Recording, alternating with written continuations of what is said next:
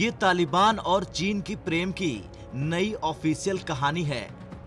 ये तस्वीर एक है, लेकिन इसके कई मायने हैं। इस तस्वीर में ये है चीन के विदेश मंत्री वांग यी और ये है अफगान तालिबान के नेता मुल्ला बरादर।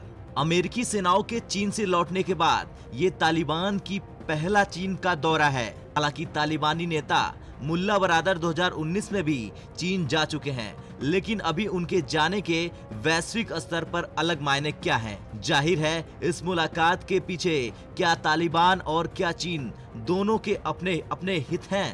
तालिबान समूची दुनिया में अपना समर्थन बढ़ाना चाहता है, लिहाजा चीन पहुंचे तालिबान दल के नेता मुल्ला बरादर ने चीन से वादा किया कि वो अफगान धरती का इस्तेमाल किसी भी देश की सुरक्षा के खिलाफ नहीं करने देंगे। हम चीन विरोधी उइगर लड़ाकों को अपने देश में शरण नहीं देंगे।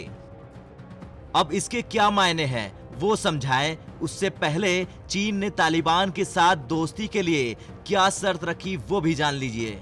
चीन ने तालिबान से कहा कि वो सभी आतंकी संगठनों से अपने संबंध पूरी तरह से खत्म करे, जिनमें उइगर मुस्लिम अतिवाद संगठन ETIM भी शामिल है, जो चीन के सिनजियांग प्रांत की आजादी के लिए, उइगर मुसलमानों की आजादी के लिए आवाज बुलंद करता है। अब समझिए कि तालिबान के वादों और चीन की शर्तों का क्या मतलब है। दरअसल तालिबान ने चीन के सिनजियांग प्रांत से सटे ज्यादातर अफगानिस्तान के हिस्से पर कब्जा कर लिया है। चीन को डर है कि कहीं अफगानिस्तान में मौजूद ETIM के अतिवादी सिनजियांग में घुसपैठ कर अशांति न पैदा कर दें। लिहाजा चीन ने आतंक का दूसरा नाम यानी तालिबान के सामने ही आतंकियों से संबंध न रखने की शर्त रख दी। अब तालिबान के सामने, जैसा कि हम बता चुके हैं, वैश्विक समर्थन की बड़ी चुनौती है। इससे पहले पिछली बार जब तालिबान सत्ता में आया था तो सिर्फ UAE, सऊदी अरब और पाकिस्तान से ही उसे समर्थन मिला था, लेकिन अब उसने चीन की तरफ भी समर्थन की कोशिश तेज कर दी है। जाहिर है दोनों के अपने अपने हित हैं। इन सब के बीच भारत और अमेरिका की भी इस दोस्ती पर सीधी नजर है।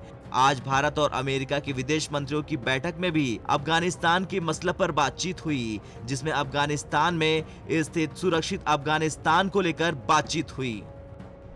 Regarding Afghanistan, it is essential that peace negotiations are taken seriously by all parties.